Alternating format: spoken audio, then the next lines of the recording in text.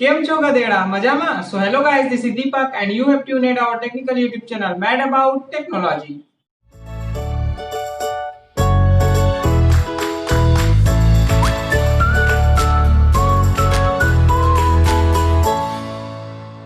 दोस्तों जैसा कि आप सभी लोग को पता होगा कि हम लोग के जो फोन है वो टेक्नोलॉजी की वजह से बहुत ही ज्यादा स्मार्ट हो गए हैं। इसमें हम लोग को बहुत सारे अमेजिंग फीचर्स देखने को मिलते हैं और इसके मदद से हम लोग बहुत सारे कार्यों को बहुत ही कम समय में कर सकते हैं और जिसके लिए हम लोग को बहुत ही कम कॉस्ट भी देना पड़ता है। और आप सभी लोग को पता होगा कि जैसे जैसे हम लोग के स्मार्टफोन के नए नए वर्जन्स आ रहे हैं उसके साथ हम लोग को फोन में नए नए अमेजिंग फीचर्स देखने को मिल रहे हैं। हमारे स्मार्टफोन में बहुत सारे फीचर्स प्री इंस्टॉल्ड आते हैं, लेकिन इसका ये मतलब नहीं कि हम लोग सिर्फ उन्हीं फीचर्स को यूज कर सकते हैं। हाँ, भले ही हम लोग के फोन का जो कैपेसिटी है वो लिमिटेड होता है, लेकिन यहाँ पर इसका जो पोटेंशियल है वो बहुत ही ज्यादा होता है। इसमें हम लोग चाहें तो अपने नीड्स के अकॉर्डिंग इसमें कस्टमाइज एप्स को इंस्टॉल करके बहुत ही सारे फीचर्स को यहाँ पर ऐड कर सकते हैं। तो आज के इस वीडियो में मैं आप लोग को कुछ ऐसे ही एप्स के बारे में बताने वाला हूँ जो कि आपके लिए यूजफुल तो होगा ही साथ आपके स्मार्टफोन को और भी ज्यादा कूल और स्मार्ट बना देगा। और इस बात से मैं 110% श्योर हूँ। इसमें सबसे पहला ऐप आता है डम्पस्टर। आप सभी लोग को पता है कि हम लोग इंसान हैं और इंसान की फितरत होती है गलती करना, चाहे जानकर चाहे अनजाने में हमसे गलतियां हो ही जाती हैं। अब इनमें कुछ ऐसी गलतियां होती हैं जिनको हम लोग सुधार सकते हैं, लेकिन कुछ ऐसी गलतियां होती हैं जिनको हम लोग सुधार नहीं सकते हैं और उस केस में हम लोग को पछताने के सिवा और कुछ भी ऑप्शन हमारे पास नहीं होता है। ठीक कुछ इसी प्रकार की गलती हम लोग अपने स्मार्टफोन को लेकर भी करते हैं। कई बार क्या होता है कि हमसे चाहे जाने या अनजाने में हमारी फोटोज वीडियो या फिर कोई फाइल जो है वो डिलीट हो जाती है और कई बार तो ये फाइल्स हमारे लिए बहुत ही ज्यादा इंपॉर्टेंट भी होती है। अब ऐसे में किसी भी स्मार्टफोन में कोई ऐसा फीचर्स तो नहीं होता है जिसके जरिए हम लोग इसको रिकवर कर सकें, लेकिन डम्पस्टर या फिर ऐसे ही बहुत सारी एप्स भी आती हैं जिनको यूज करके हम लोग अपने स्मार्टफोन के इन्वायरमेंट को कुछ इस तरीके से सेटअप कर सकते हैं जिसके जरिए हम लोग कोई भी फाइल या फोटो डिलीट होती है तो हम लोग उसको रिकवर कर सकें। आप में से जिन लोगों ने भी लैपटॉप या फिर डेस्कटॉप यूज किया होगा उन सभी लोग को पता होगा कि हम लोग कंप्यूटर में से कोई भी फाइल्स डिलीट करते हैं तो सबसे पहले वो रिसाइकिल बिन में जाकर स्टोर हो जाता है और वहां से हम लोग चाहें तो उस फाइल को रिकवर भी कर सकते हैं या फिर जरूरत ना होने पर उसको परमानेंटली डिलीट भी कर सकते हैं वहां से। ठीक कुछ इसी तरीके का फीचर्स हम लोग को डम्पस्टर स्मार्टफोन में प्रोवाइड कराता है।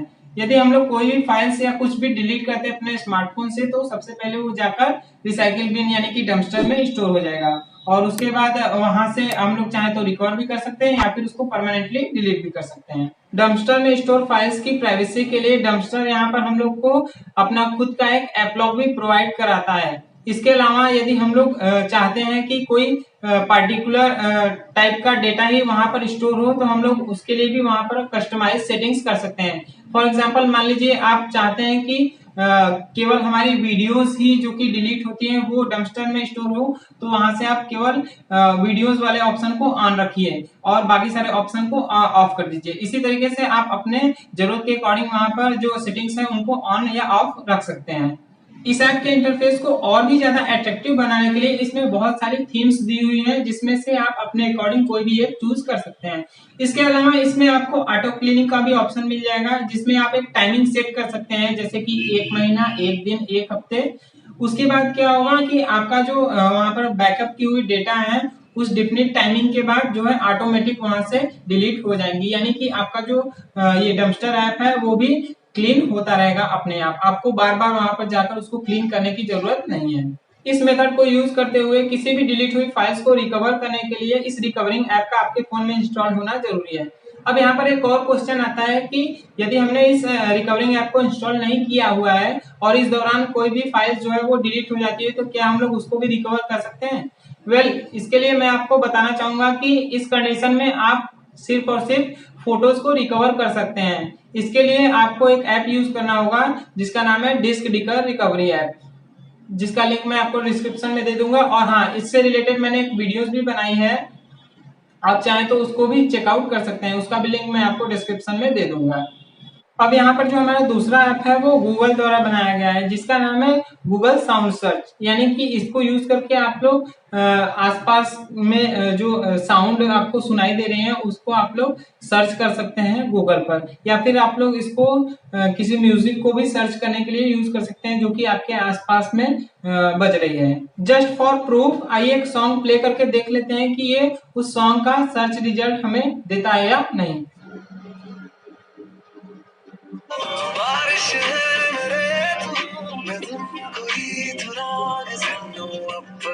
तो अभी आपने देखा कि इस ऐप ने उस सॉन्ग का सर्च रिजल्ट हमारे सामने लाकर रख दिया था। इस ऐप की एक और खास बात है कि ये ऐप गूगल ऐप के साथ इम्बीड होकर चलता है। साथ ही साथ इसका जो साइज है वो बहुत ही कम है, अप्रोक्सीमेटली 200 KB से 300 KB के आसपास है, जिसकी वजह से ये आपके स्मार्टफोन का स्टोरेज बहुत ही कम कंज्यूम करेगा, बिल्कुल ना के बराबर आप समझ लीजिए।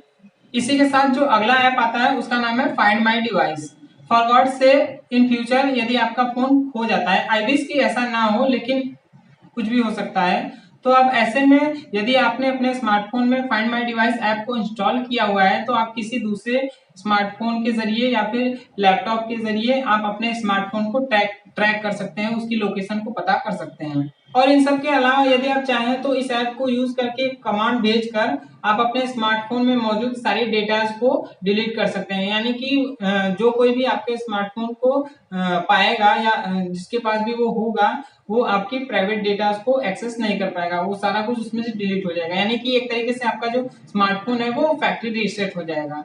इन सब के अलावा लॉस्ट आर्टिकल के अंतर्गत यदि आप अपने खोए हुए फोन से रिलेटेड FIR दर्ज करवाने जा रहे हैं पुलिस स्टेशन में, तो उस दौरान आपको अपने स्मार्टफोन का IMEI नंबर चाहिए ही चाहिए। तो ऐसे में आप इस ऐप को यूज करके अपने खोए हुए स्मार्टफोन का IMEI नंबर भी पता कर सकते हैं। Last but not least 91 mobiles basically एक वेबसाइट है जिन्होंने अपना एक ऐप भी डेवलप किया है 91 मोबाइल्स के नाम से।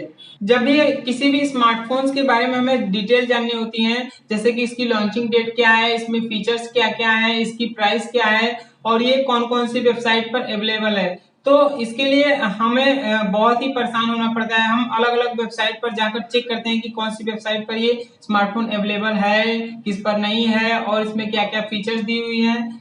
तो इसके लिए हम लोग को बहुत ही ज्यादा परेशान होना पड़ता है। लेकिन आप अगर इस ऐप को यूज करते हैं तो आपको ओवरऑल सभी के सभी स्मार्टफोन्स की डिटेल्स यहाँ पर इस ऐप में देखने को मिल जाएंगी और साथ ही साथ आपको इसमें ये भी पता चल जाएगा कि किन किन वेबसाइट्स पर ये जो स्मार्टफोन है वो अवेलेबल है और आपको वहां पर डायरेक्ट लिंक भी मिल जाएगा। आप वहां से रिडायरेक्ट करके जाकर वेबसाइट पर भी क्रॉस चेक कर सकते हैं कि वो स्मार्टफोन अवेलेबल है या नहीं है और चाहे तो आप परचेज भी कर सकते हैं।